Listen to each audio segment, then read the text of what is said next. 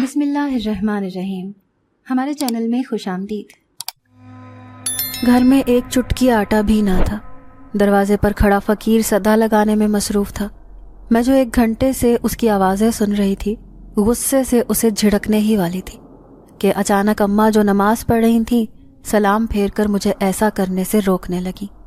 پھر اپنے پلو میں بندھے ہوئے 10 روپے مجھے تھمائے. کہا کہ جا کر فقیر کو دے دو. میں حیران پریشان تھی کیونکہ سوائے ان 10 روپے کے گھر میں پھوٹی کوڑی بھی نہ تھی. ایسے میں اماں کی دریا دلی دیکھ کر میرا حیران ہونا تو بنتا تھا. وہ 10 روپے تھام کر میں فقیر کو دینے دروازے پر چلی گئی. فقیر نے ہاتھ اٹھا کر مجھے دعا دی. کہنے لگا لڑکی خدا نے تیرا نصیب بہت عمدہ بنایا ہے. دیکھنا تو زمانے بھر کی خوشیاں دیکھے گی. میں ٹھنڈی سانس بھر کر رہ گئی. پھر فقیر کے چلے جانے کے بعد میں نے دروازہ بند کر دیا. سوچنے لگی کہ بھلا مجھ جیسی غریب مزدور کی بیٹی کا نصیب اتنا اعلیٰ کیسے ہو سکتا ہے. میں سستی سے چارپائی پر پڑی تھی.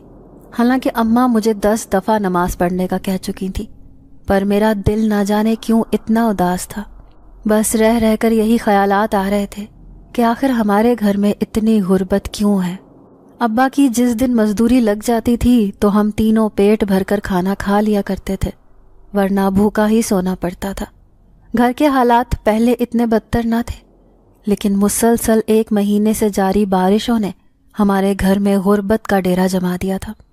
اب ابا 1 مہینے سے کام پر نہ گئے تو اماں کے پاس جمع پونجی سارے گھر کے راشن پر لگ گئی اور ٹھنڈ کی وجہ سے ابا بھی بیمار ہو گئے تھے. میں نے ابھی سرکاری اسکول سے میٹرک کا امتحان پاس کیا تھا لیکن گھر کے حالات کی وجہ سے میں حد سے زیادہ حساس لڑکی بن چکی تھی. کلاس میں بیٹھے بیٹھے بھی اپنا اور ساتھ پڑھنے والی دوسری لڑکیوں کا موازنہ کرتی رہتی. بس مجھے یہی خیال آتا رہتا کہ ساری دنیا کی لڑکیوں سے زیادہ میرا ہی نصیب سب سے برا ہے. میرا نام نور بی بی ہے. میں اپنی اماں ابا کی سب سے پہلی اور آخری اولاد ہوں. اماں کی شادی کے 7 سال کے بعد اولاد پیدا نہ ہوئی. انہوں نے کئی درگاہوں پیروں فقیروں کے پاس جا کر علاج کروایا. حکیمی جڑی بوٹیوں کا استعمال کیا. تب جا کر انہیں میری شکل میں اولاد کا منہ دیکھنا نصیب ہوا. شروع میں گھر کے حالات اچھے تھے کیونکہ ابا اپنے خاندان کے ساتھ رہتے تھے. میرے دادا جو ٹھیکیدار تھے وہ مختلف گھروں کا ٹھیکہ لیا کرتے تھے. بدلے میں انہوں نے ابا کو بھی مستری مزدوری کا کام سکھا دیا تھا کیونکہ ابا دادا کے ساتھ ہی یہ کام سیکھ رہے تھے. لیکن پھر جیسے ہی ابا کے دوسرے بھائیوں کی شادی ہوئی سب اپنا اپنا چھوٹا سا آشیانہ لے کر الگ ہو گئے. ابا کے حصے میں بھی ایک کمرے کا چھوٹا سا مکان آیا جس میں ہم تینوں ہنسی خوشی زندگی گزارنے لگے. لیکن برا ہو بری قسمت کا جب ابا ایک دن بلڈنگ میں مستری کا کام کر رہے تھے تو تیز آندھی کی وجہ سے ایک بھاری دیوار ان کے اوپر آ گری جس کی وجہ سے انہیں ایسی شدید چوٹیں آئیں کہ وہ کئی مہینے تک بستر پر مریض بن کر رہ گئے. تقریباً 1 سال کے بعد جب صحت یاب ہوئے تو گھر کی ہر چیز بک چکی تھی. ابا کا مہنگا علاج انہیں اپنے پیروں پر کھڑا تو کر گیا لیکن کمر پر لگنے والی چوٹ کی وجہ سے وہ پھر کوئی بھاری کام کرنے کے قابل نہ رہے. ابھی بھی کوئی چھوٹی موٹی مزدوری کر کے ہم دونوں ماں بیٹی کا پیٹ پال رہے تھے.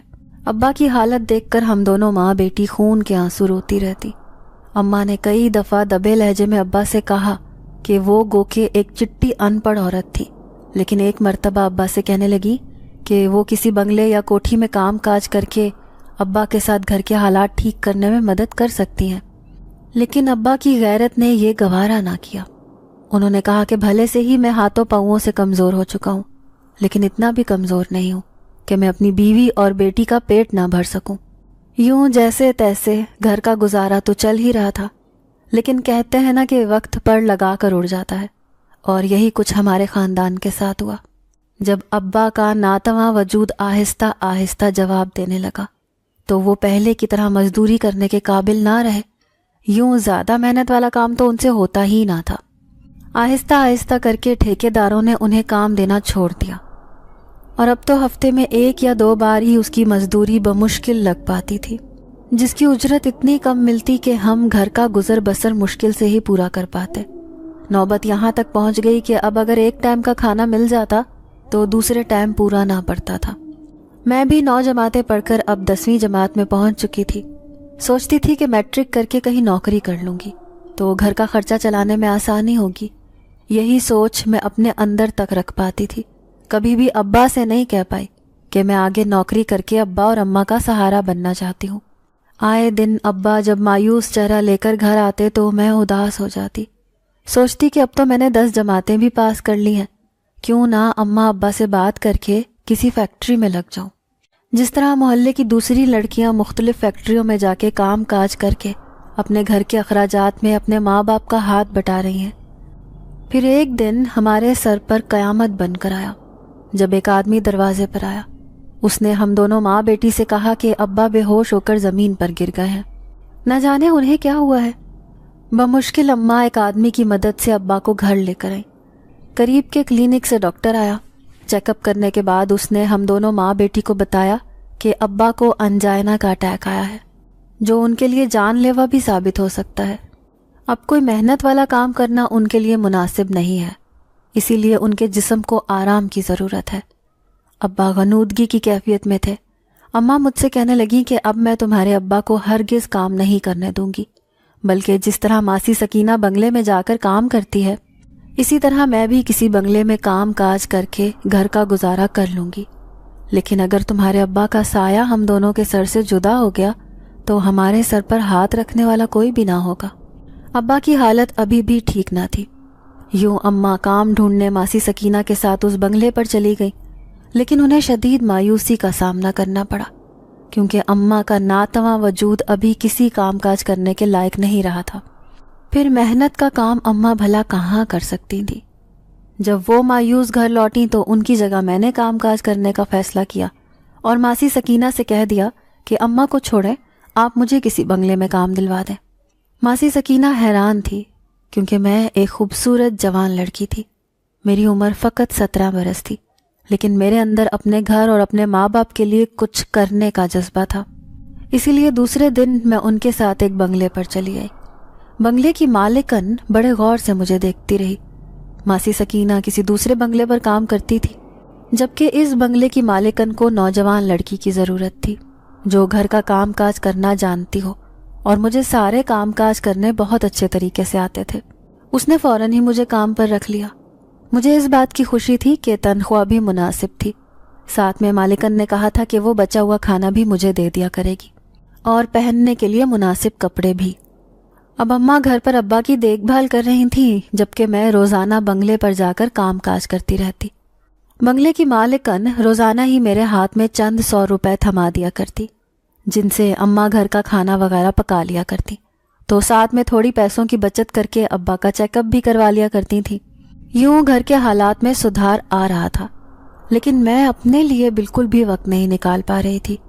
ہر وقت بنگلے کی صفائی ستھرائی، کھانا پکانے کی ذمہ داری میں الجھی 12 گھنٹے بنگلے پر ہی رہا کرتی تھی۔ میرے ساتھ ایک دوسری ملازمہ بھی تھی جو عمر میں زیادہ ہونے کی وجہ سے بنگلے کا زیادہ کام نہیں کر پاتی تھی، یوں اس کا آدھا کام بھی میں ہی کر دیا کرتی تھی۔ جب سے میں اس بنگلے پر کام کر رہی تھی، مجھے مالکن کی نظروں سے الجھن ہوتی تھی، جو بڑی عجیب سی نظروں سے مجھے دیکھا کرتی تھیں۔ پھر ایک دن میں حیران رہ گئی جب اوپری منزل کی صفائی کرتے ہوئے میں نے ایک کمرے کے بند دروازے کے پیچھے سے کسی کی آواز سنی۔ میں حیران تھی کہ آخر اس کمرے میں کون ہے جو یوں سسک سسک کر رو رہا ہے۔ آواز مردانہ تھی۔ ایسے کسی مرد کا رونا میرے لیے بہت عجیب تھا، کیونکہ میں نے اپنے باپ کے سوا کسی دوسرے مرد کو اپنی زندگی میں نہیں دیکھا تھا، اور ابا تو کبھی مشکل سے مشکل حالات میں بھی روتے ہوئے نہیں دیکھا تھا۔ یوں ایک مردانہ رونے کی آواز سن کر میں حیران تھی۔ آج سے پہلے تو کبھی میں نے کمرے میں اس طرح سے رونے کی آواز نہیں سنی تھی۔ صفائی کرتے کرتے میں چونک گئی۔ دروازہ اندر سے بند تھا۔ جیسے ہی میں نے دروازہ کھولنے کے لیے ہاتھ بڑھایا تو اچانک سے مالکن کی کرخت سی آواز میرے کانوں سے ٹکرائی۔ وہ مجھے ڈانٹتے ہوئے کہہ رہی تھی کہ یہ کیا کر رہی ہو لڑکی، اپنے کام سے کام رکھو، کوئی ضرورت نہیں ہے اس کمرے کا دروازہ کھولنے کی۔ میں بری طرح سے شرمندہ ہو گئی۔ آج تک بلا وجہ کسی چیز میں دخل اندازی نہیں کی تھی، غلطی میری ہی تھی، اسی لیے سر جھکا کر مالکن کے سامنے سے گزر کر نیچے چلی آئی۔ لیکن ایک تجسس تھا جو میرے اندر جاگ گیا تھا۔ میں تجسس بھری نگاہوں سے اس کمرے کے بند دروازے کی طرف دیکھتی اور مردانہ رونے کی آواز میرے کانوں میں گونجتی رہتی۔ پھر ایسا ایک بار نہیں بلکہ کئی بار ہوا اور وہ رونے کی آوازیں میں 3-4 دفعہ سن چکی تھی۔ اب مجھ سے رہا نہ گیا۔ ایک دن گھر میں کام کرنے والی دوسری بوڑھی ملازمہ سے میں تجسس سے پوچھنے لگی کہ اماں، آخر اس کمرے میں ایسا کیا راز چھپا ہے جہاں مالکن جانے سے منع کرتی ہیں؟ کیا اس کمرے میں کوئی رہتا ہے؟ مجھے تو آج تک کوئی بھی وہاں سے آتا جاتا دکھائی نہیں دیا۔ اماں میرے قریب آئی، کہنے لگی بیٹا، یہ بات سوائے میرے کوئی نہیں جانتا، اس کمرے میں رہنے والا مالکن کا بیٹا ہے۔ نہ جانے اسے ایسی کیا بیماری ہے جو ماں اسے یوں چھپا کے رکھتی ہے۔ کوئی بھی گھر میں مہمان آئے تو مالکن انہیں جھوٹ کہتی ہے کہ میرا بیٹا کسی دوسرے ملک میں چلا گیا ہے، حالانکہ وہ تو سالوں سے اسی کمرے میں رہتا ہے۔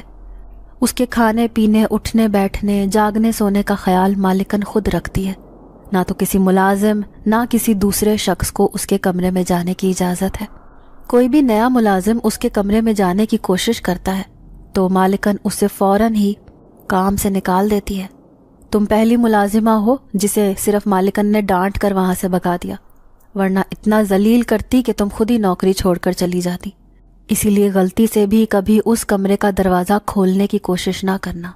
بوڑھی اماں مجھے تنبیہ کر رہی تھی، یہ جانے بغیر کہ میں اس شخص کو دیکھنے کے لیے کتنی بے چین ہو چکی ہوں جو یوں تڑپ تڑپ کر سسکتے ہوئے روتا رہتا ہے۔ نہ جانے وہ کس تکلیف میں مبتلا ہے۔ اگر اسے ایسی کوئی بیماری ہے تو آخر مالکن اس کا علاج کیوں نہیں کرواتی؟ یوں 2-4 دفعہ میں وہ آواز سن چکی تھی، کیونکہ وہاں سے دن میں کئی دفعہ میں گزرتی تو 1-2 دفعہ ضرور میرے کانوں میں وہ آواز سنائی دیتی۔ پھر ایک دن بوڑھی ملازمہ میرے پاس آئی، کہنے لگی کہ مہینے میں ایک رات ایسی آتی ہے جب وہ نوجوان کمرے سے باہر آتا ہے۔ اس دن وہ بالکل بے خود ہو جاتا ہے، کوئی اس کے سامنے آنے کی ہمت نہیں کرتا، کیونکہ وہ اتنا طاقتور ہو جاتا ہے کہ کسی بھی نوجوان یا طاقتور شخص کو پٹخ کے رکھ دیتا ہے۔ اسی لیے مالکن بھی اس کے سامنے نہیں آتی، نہ ہی کسی ملازم کو کہتی ہیں کہ اسے کمرے سے باہر آنے کے لیے منع کرے۔ میں حیران تھی کہ آخر یہ کیا ماجرا ہے۔ بوڑھی ملازمہ تو دن رات اسی بنگلے میں رہتی تھی، وہ ضرور یہ سارے معاملات جانتی تھی، لیکن یہ آدھی ادھوری بات میرے اندر بہت تجسس جگا چکی تھی۔ میں اس نوجوان کے بارے میں ہر بات جاننا چاہتی تھی کہ آخر وہ ایسی حرکتیں کس لیے کرتا ہے، یا اسے ایسی کیا بیماری ہے جس کی وجہ سے وہ یہ سب کرنے پر مجبور ہے۔ دوسری طرف ابا کی حالت بھی میں دن بدن بہتری آتی جا رہی تھی۔ اب میری تنخواہ کی وجہ سے گھر کے حالات بہت اچھے ہوتے جا رہے تھے، کیونکہ ہم گھر میں رہنے والے صرف 3 ہی تو افراد تھے۔ اسی وجہ سے میری تنخواہ میں اماں، ابا اور میرا بہت اچھا گزارا ہو رہا تھا۔ دوسری طرف مالکن بھی مجھ پر مہربان تھی، جو نہ صرف اپنے قیمتی جوڑے بلکہ کچن سے بچا ہوا لذیذ کھانا بھی مجھے جاتے ہوئے پکڑا دیا کرتی تھی۔ میں نہیں جانتی تھی کہ وہ میرے ساتھ اس قدر مہربان کیوں ہیں، لیکن مجھے ان کی مہربانی بہت اچھی لگتی تھی۔ آج تک مالکن سے اس کے بیٹے کی بیماری والی بات پوچھنے کی ہمت نہیں کر پائی تھی، شاید اسی وجہ سے کہ میں زیادہ ان کے ساتھ بے تکلف نہ تھی۔ وہ ہمیشہ مجھ سے نرم لہجے میں بات کرتی، لیکن میں اپنی کسی بھی بات سے ان کا دل نہیں دکھانا چاہتی تھی، اسی لیے کبھی بھی ان کے بیٹے کے بارے میں بات کرنے کی ہمت نہ کر پائی۔ لیکن ایک دن میں حیران پریشان رہ گئی جب انہوں نے مجھ سے ایک عجیب سی بات کہی کہ وہ مجھے اپنے بیٹے کی دلہن بنانا چاہتی ہیں۔ میں حیران رہ گئی کہ بھلا وہ میرے ساتھ اس قدر ظلم و زیادتی کیسے کر سکتی ہیں، کیونکہ ان کا بیٹا تو کسی طور بھی شادی کے لائق نہ تھا۔ بھلے ہی میں ایک غریب خاندان سے تعلق رکھتی تھی، لیکن میرے اندر بھی خواہش تھی کہ میں کسی ایسے نوجوان سے شادی کروں جو ہر لحاظ سے نہ صرف ذہنی طور پر صحت مند ہو بلکہ جسمانی طور پر بھی اتنا طاقتور تو ہو کہ وہ میری ذمہ داری تو بآسانی اٹھا سکے۔ لیکن ان کا بیٹا تو سالوں سے بیمار بن کر کمرے میں رہنے والا ایک ایسا شخص تھا جسے 3-4 مہینے کام کرنے کے باوجود بھی میں کبھی ایک نگاہ بھی نہیں دیکھ پائی تھی۔ مالکن میرے سامنے کھڑی میری مرضی پوچھ رہی تھی، جبکہ میں نظر جھکا کر کھڑی تھی۔ ان کے کیے ہوئے احسانات میرے اوپر اس قدر تھے کہ میں ان کے سامنے انکار ہی نہ کر پائی۔ ان سے فقط اتنا ہی کہہ سکی کہ میری زندگی کا فیصلہ کرنے والے میرے ماں باپ ہیں، ایک بار آپ ان سے بات کر لیں۔ میری اس بات نے ان کے چہرے پر خوشی دوڑا دی۔ پھر وہ کہنے لگی، میں تمہارے ماں باپ سے تو بات کر لوں گی، لیکن تمہیں مجھ سے ایک وعدہ کرنا ہوگا کہ میرے بیٹے کی بیماری کا ذکر اپنے ماں باپ سے ہرگز نہیں کرو گی۔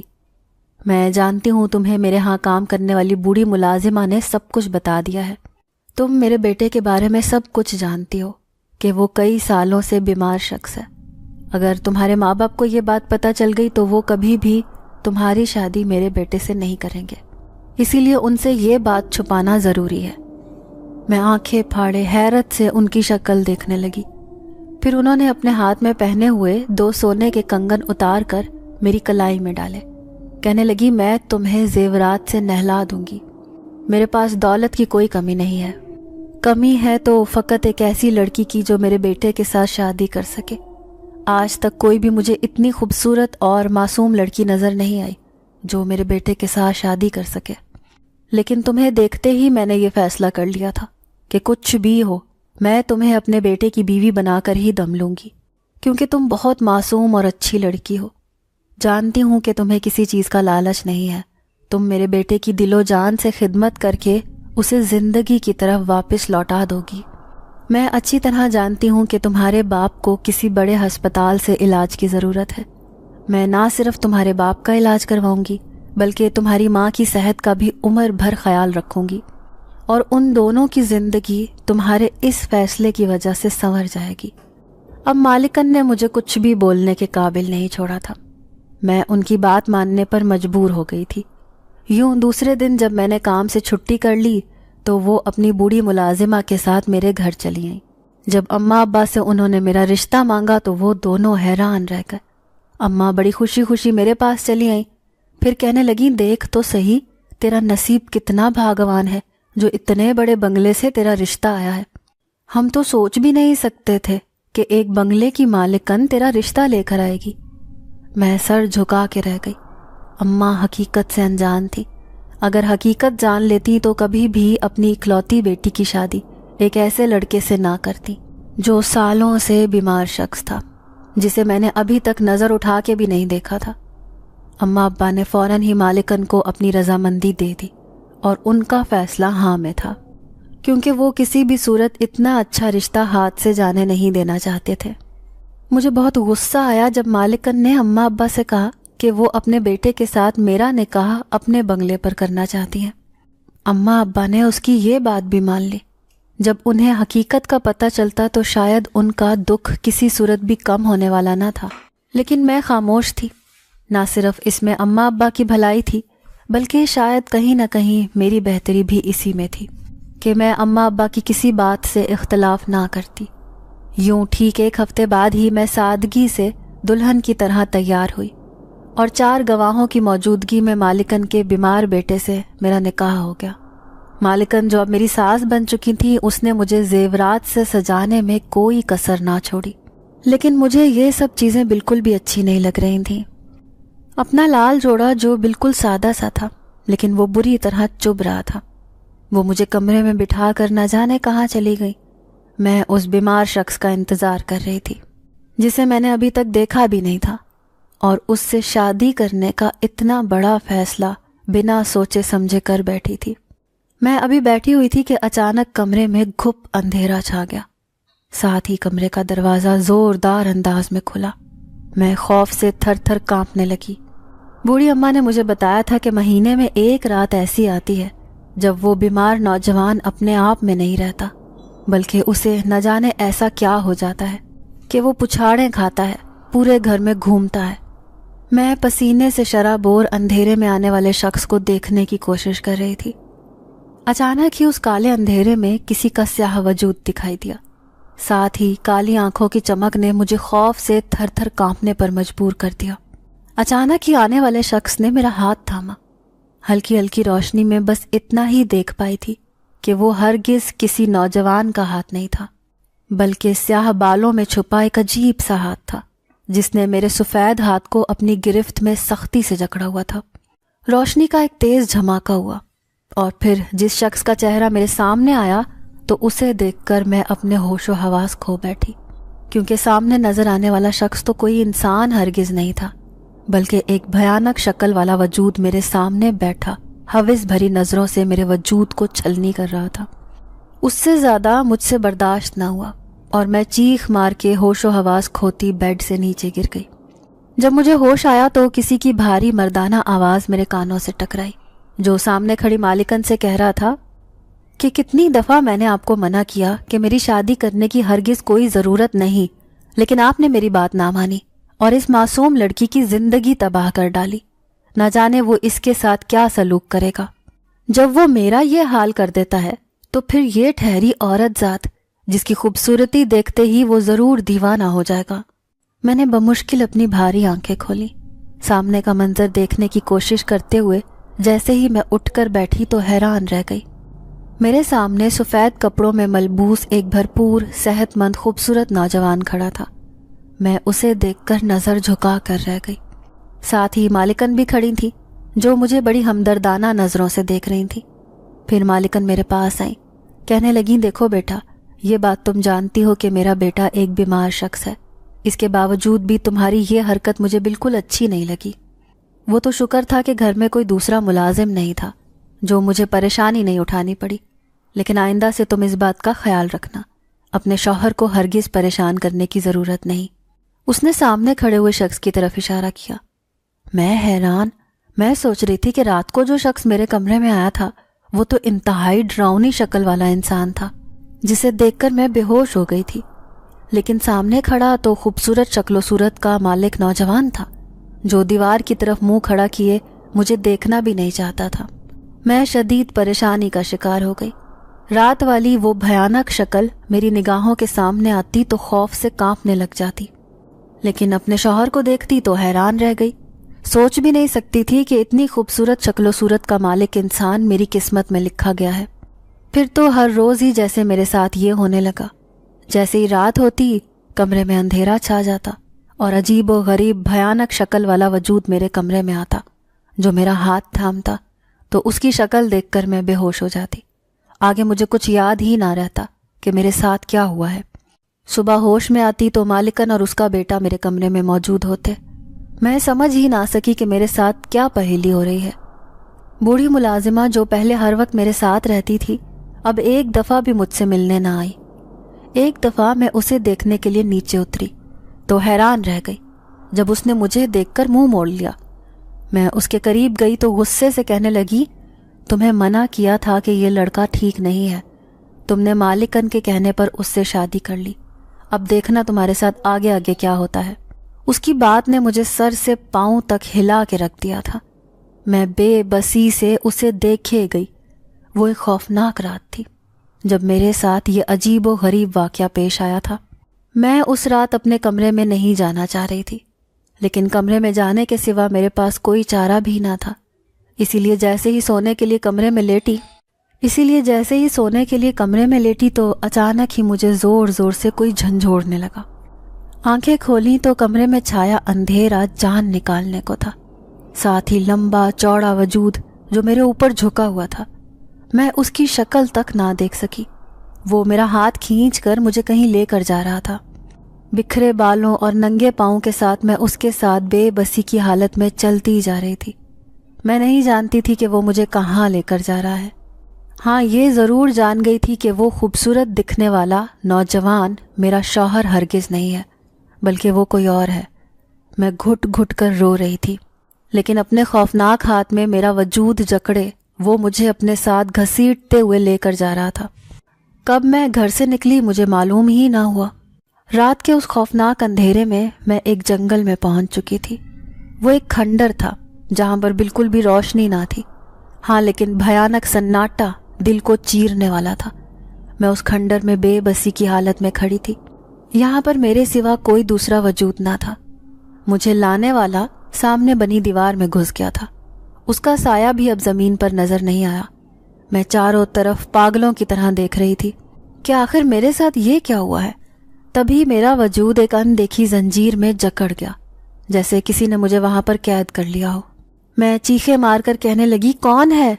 مجھے یہاں کون لایا ہے؟ لیکن میری پکار سننے والا کوئی نہ تھا۔ اچانک ہی کسی کے زوردار کہے کی آواز میرے کانوں میں گونجی۔ ہنسنے والا سامنے نہیں آیا تھا، لیکن وہ جو کوئی بھی تھا میری بے بسی پر ہنس رہا تھا۔ میری آنکھیں آنسو بہا رہی تھیں، لیکن مجھے دیکھنے والا کوئی بھی نہ تھا۔ میں وہاں سے بھاگ جانا چاہتی تھی، لیکن میرے پاؤں تھے جیسے زمین میں جکڑے ہوئے تھے، کیونکہ میں وہاں سے ہل بھی نہ پا رہی تھی۔ اچانک سے سامنے بنی ٹوٹی ہوئی دیوار سے ایک سایہ سا نکلا. وہ میرے سامنے آ کر کھڑا ہو گیا. اس کی شکل ابھی تک واضح نہ تھی، لیکن لمبا چوڑا وجود بتاتا تھا کہ وہ دیکھنے میں بہت خوفناک ہے. میں خوف سے تھر تھر کانپ رہی تھی. اچانک ہی اس سائے نے ایک شکل اختیار کی تو میں حیران رہ گئی.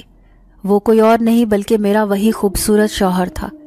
میں آنکھیں پھاڑے اسے دیکھے جا رہی تھی. تو کیا مالکن کا بیٹا یہ عجیب و غریب وجود رکھنے والا شخص ہی تھا یا کوئی اور؟ یہ ماجرا کیا ہے؟ میں خوف سے کانپتے ہوئے اسے کہنے لگی، تم ہو کون؟ اس نے سفید آنکھوں سے مجھے دیکھا، پھر کہنے لگا، تمہارا جن ذات شوہر جس سے تم نے شادی کی ہے. میرا وجود پسینے سے شرابور ہو گیا. میں اس کی بات نہ سمجھ سکی. جن ذات کا کیا مطلب تھا؟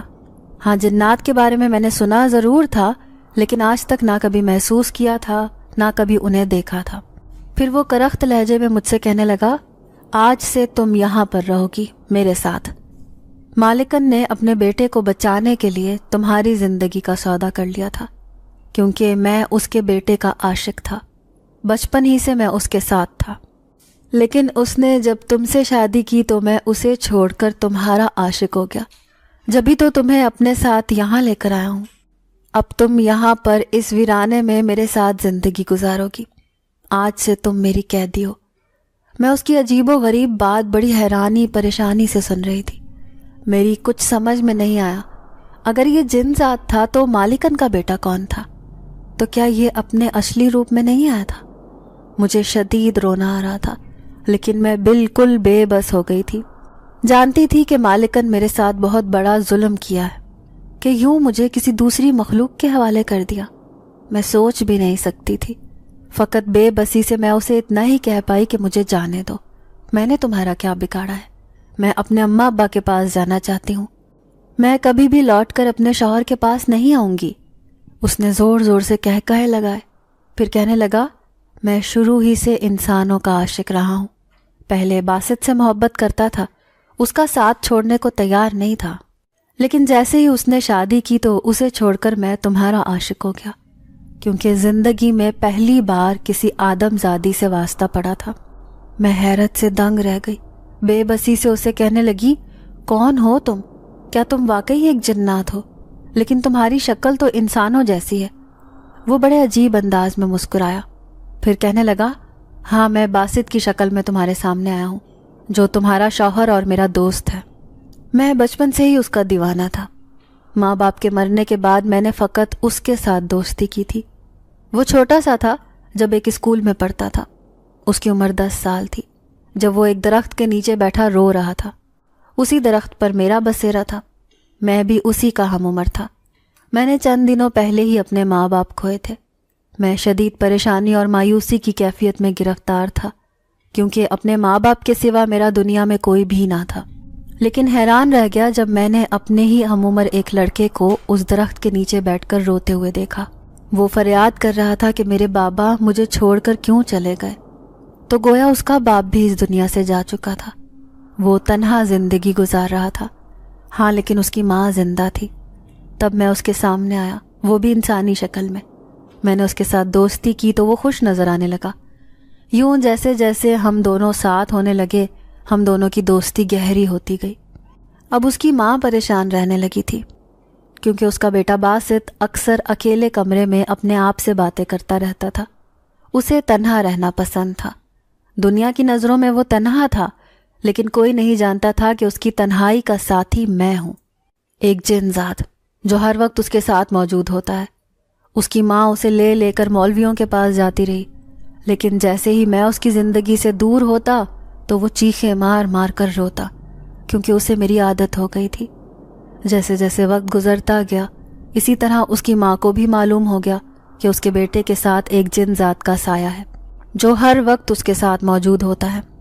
جیسے ہی اس کے دوسرے رشتہ داروں کو یہ بات پتہ چلی تو انہوں نے اس کے گھر آنا جانا چھوڑ دیا، صرف اور صرف عبد الباسط کی وجہ سے، جو ایک خطرناک مرض میں مبتلا ہو گیا تھا.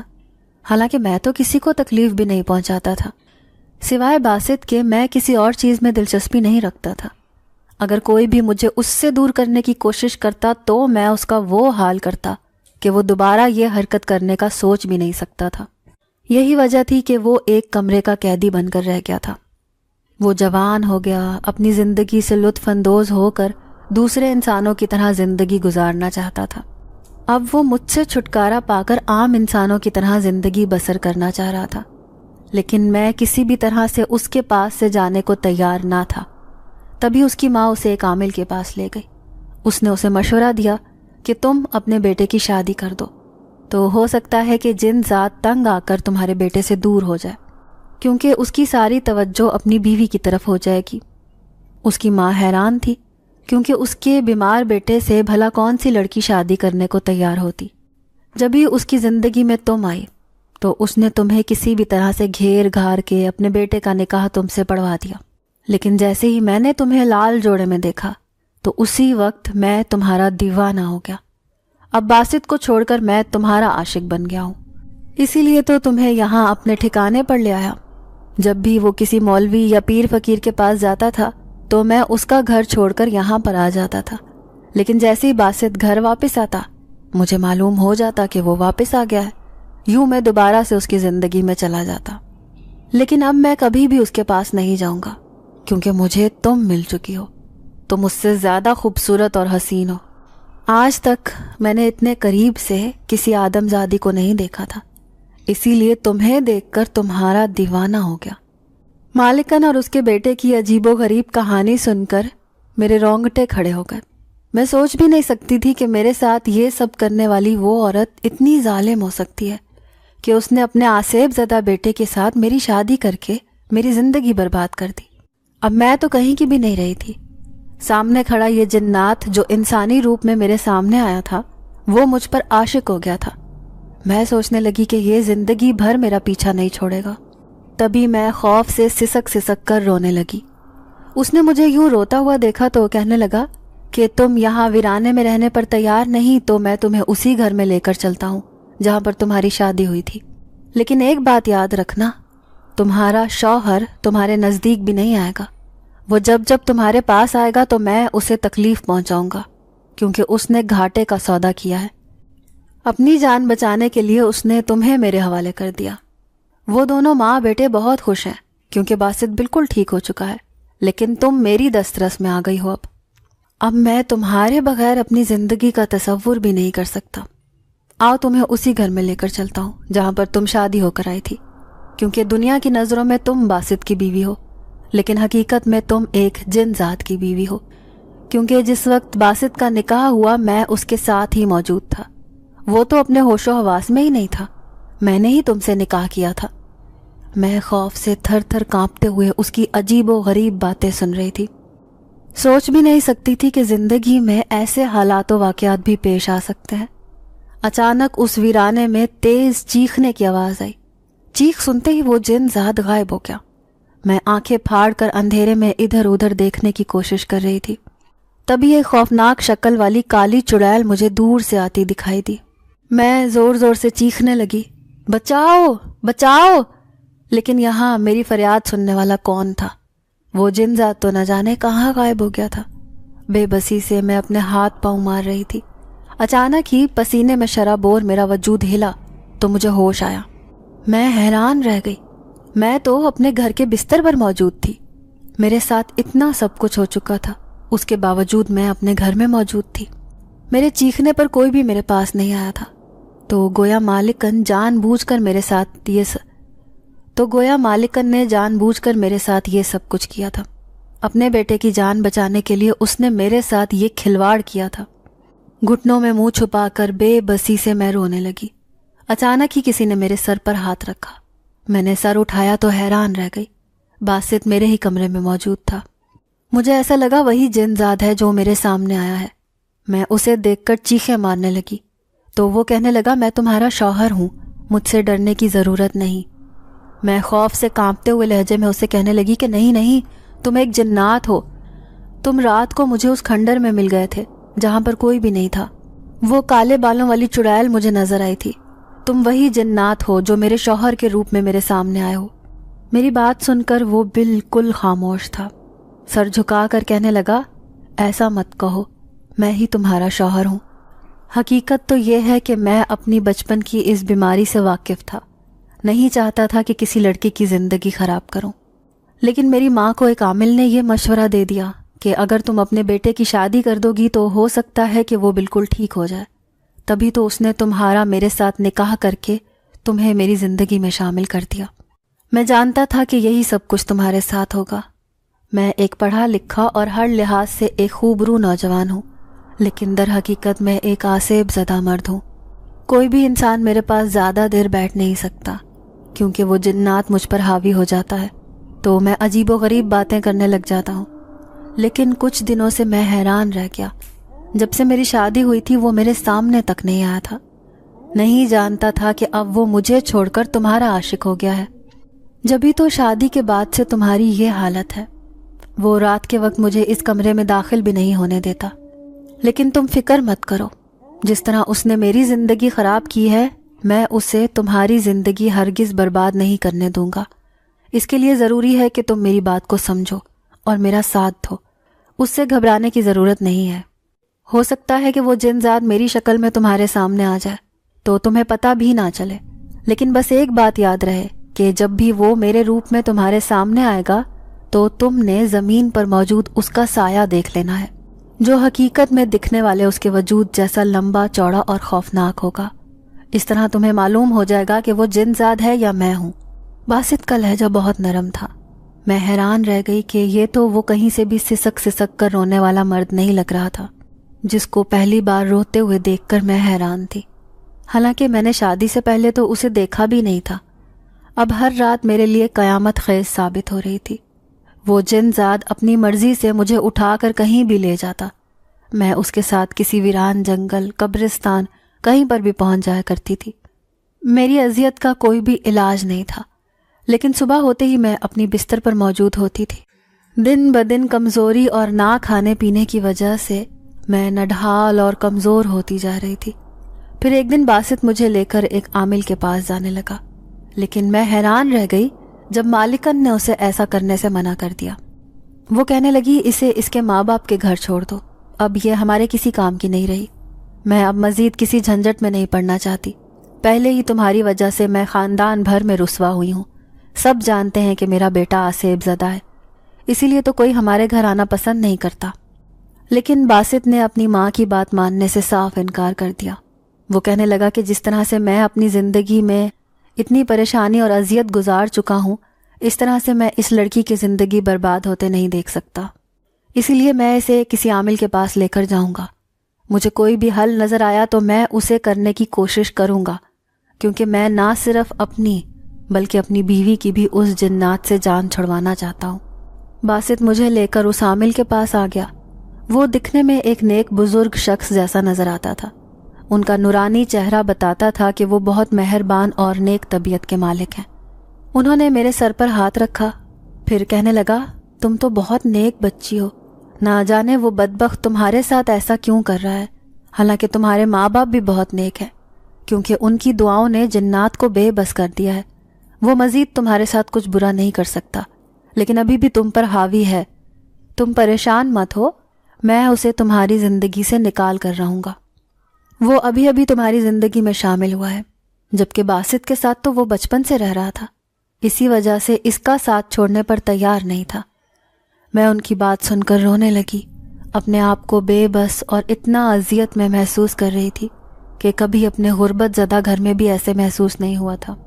پھر وہ عامل میرے شوہر سے کہنے لگا کہ جمعرات کی رات 12 بجے اپنی بیوی کو لے کر میرے پاس آنا۔ اماوس کی رات کو جنات زیادہ حاوی ہوتے ہیں، یہی وجہ ہے کہ اس سے پہلے کہ وہ اسے اپنے ساتھ لے کر کسی ایسی جگہ پر چلا جائے جہاں پر جنات کا بسیرا ہو، تو تم اسے لے کر رات کو میرے پاس آ جانا۔ جب وہ اس پر حاوی ہوگا تو ہی میں اس کا علاج کر سکوں گا۔ وہ مجھے لے کر گھر واپس آ گیا۔ مالکن مجھے عجیب سی نظروں سے دیکھ رہی تھی۔ میں نظریں جھکا کر کھڑی تھی، کمرے میں بے بسی سے اپنے بستر پر لیٹی تھی، جب بوڑھی ملازمہ میرے پاس آئی۔ اتنے دن بعد آج وہ میرے پاس موجود تھی۔ میں کہنے لگی اماں کیا آپ مجھ سے اس بات پر ناراض ہیں کہ میں نے مالکن کے کہنے پر اس کے بیٹے سے نکاح کیا تھا؟ تو وہ میرے سر پر ہاتھ رکھ کر کہنے لگی نہیں بیٹا، بس میں اس لڑکے کی حقیقت جانتی تھی اور میں نے تمہیں پہلے بتا بھی دیا تھا، لیکن پھر جب تم نے اس سے شادی کی تو مجھے بہت غصہ آیا۔ نہ جانے تم نے کیا لالچ کیا کہ تم اس مالکن کے چنگل میں آ گئی۔ میں بے بسی سے روتے ہوئے بوڑھی ملازمہ سے کہنے لگی کہ نہیں اماں، ایسی کوئی بات نہیں ہے، میں نے کسی دولت یا مال کا لالچ نہیں کیا تھا، بلکہ اپنے بوڑھے ماں باپ کا سوچا تھا۔ میرا باپ جو اس وقت بیمار ہے، اسے بہتر علاج کی ضرورت ہے، جبھی تو میں نے ان کی زندگی کے بدلے میں یہ گھاٹے کا سودا کیا تھا۔ میری بات سن کر وہ کہنے لگی کہ ٹھیک ہے بیٹا، اب جو ہونا تھا وہ تو ہو گیا، لیکن باسط بہت اچھا انسان ہے، وہ تمہارا علاج کروا کر رہے گا۔ وہ مجھے ڈھیروں تسلیاں دے کر کمرے سے چلی گئی۔ اب مجھے جمعرات کا انتظار تھا جو 2 دن بعد آنی تھی۔ پھر جیسے ہی رات ہوئی تو باسط مجھے اپنے ساتھ چلنے کا کہنے لگا۔